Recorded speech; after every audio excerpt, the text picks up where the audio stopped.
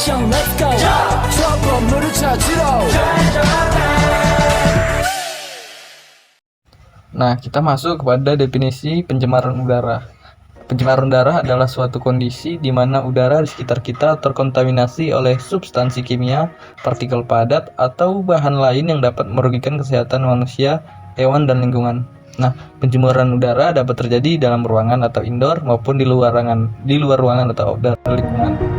Nah, pencemaran udara disebabkan oleh beberapa faktor, antara lain pertama, emisi kendaraan bermotor, seperti gas buangan dari kendaraan bermotor, terutama kendaraan berbahan bakar fosil yang mengandung polutan seperti karbon monoksida, nitrogen dioksida, dan hidrokarbon. Kemudian industri, proses produksi dan kegiatan industri menghasilkan emisi gas dan partikulat seperti sulfur dioksida. Kemudian pembangkit listrik.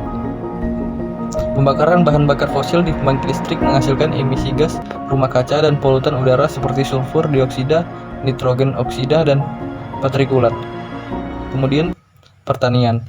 Penggunaan pupuk dan pestisida dalam pertanian dapat menyebabkan emisi amonia dan senyawa kimia lainnya.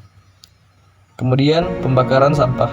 Pembakaran sampah terbuka menghasilkan asap, gas beracun, dan partikulat yang mencemari udara.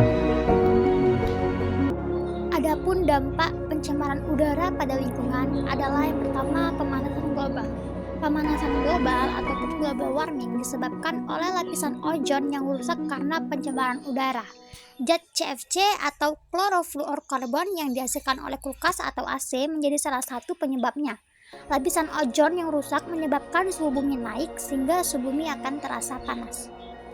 Nah, adapun dampak yang lain yaitu hujan asam. Pada dasarnya, hujan asam ini disebabkan oleh polusi seperti sulfur dioksida dan juga nitrogen oksida yang dihasilkan saat pembakaran. Nah, hujan asam ini mengandung asam nitrat dan asam sulfat, di mana zat itu akan mengakibatkan tanah rusak dan juga mencemari air.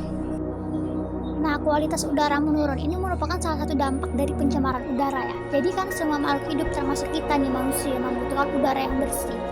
Namun, kualitas udara dapat menurun akibat asap knalpot, pembakaran hutan, dan limbah lainnya. Nah, penurunan kualitas udara ini tidak hanya berdampak buruk pada lingkungan, tetapi berdampak juga terhadap kesehatan manusia. Selanjutnya adalah HZ. Nah, HZ ini merupakan pencemaran asap atau haze pollution yang disebabkan karena pembakaran hutan, pembangkit listrik, fasilitas industri, asap knalpot kendaraan, dan kegiatan konstruksi.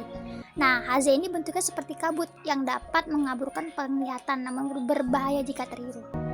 Dari beberapa dampak yang sudah kami jelaskan, perlunya kita untuk mencegah pencemaran udara.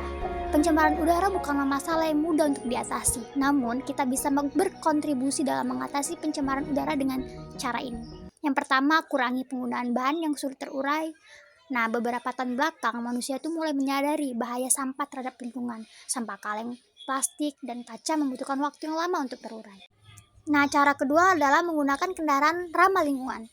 Asap knalpot kendaraan bermotor adalah salah satu penyebab terbesar polusi udara, apalagi di kota-kota besar yang dipadati kendaraan setiap hari.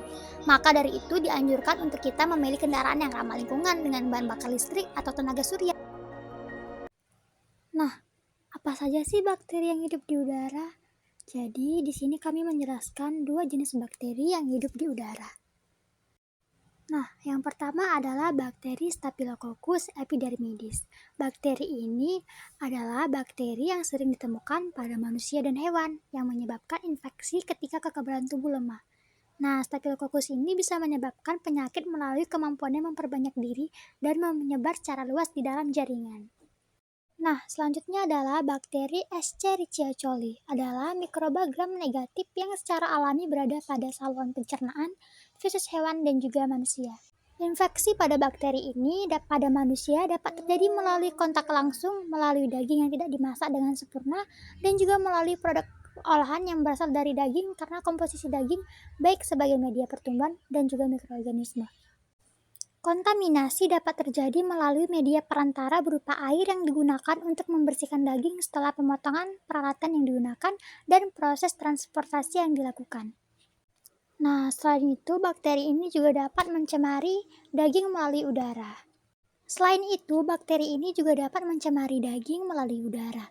Nah, udara bukan merupakan medium tempat mikroba tumbuh, tetapi merupakan pembawa bahan partikulat seperti debu, tetesan air, yang semuanya sangat mungkin dimuati mikroba.